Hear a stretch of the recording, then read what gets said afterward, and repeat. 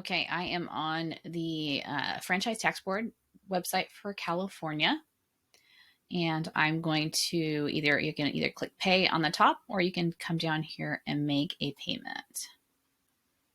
Gives you different options. I'm going to show you how I would make a payment with bank account. So if you're paying with your business, you need to use this over here. But I'm making a personal estimated tax, quarterly tax payment. So I'm going to take you into the web pay for personal. Okay, it's going to enter my information.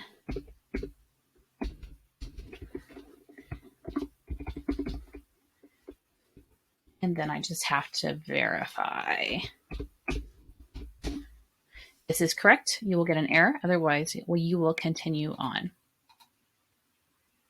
Okay, so I continued. I entered correct information and it passed me through. Now I'm going to continue entering in my information.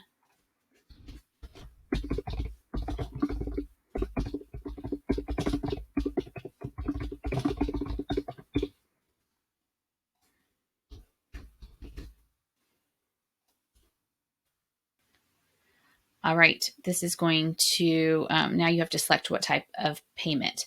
So if you have a California tax due with an actual tax return, you're going to make a tax return payment. Okay, if it's an amended tax return, you can see, different things in here. I'm making a quarterly estimated tax payment, so I'm going to click the first item. Okay, making sure that I do this to the correct year is important. Now, since it's making a quarterly estimated payment, it's only prompting me for the current year.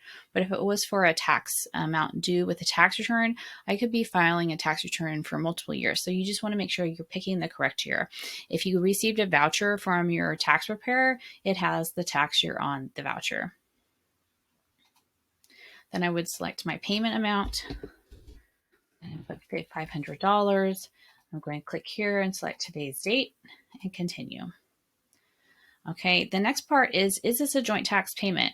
If I file jointly with my spouse, I need to click yes, and it's going to ask me for my spouse's information to confirm so that the payment is applied to both of us. If I file single, I'm going to select no.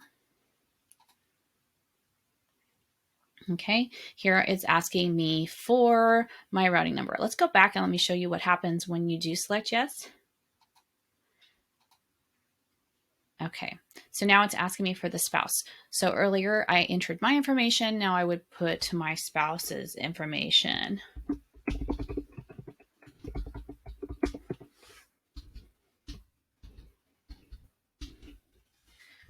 And then click continue. And now I'm going to enter my routing number. So make sure, my bank account. So make sure the routing number is correct. It's going to prompt you for your bank account number twice, and then select checking or savings and click continue.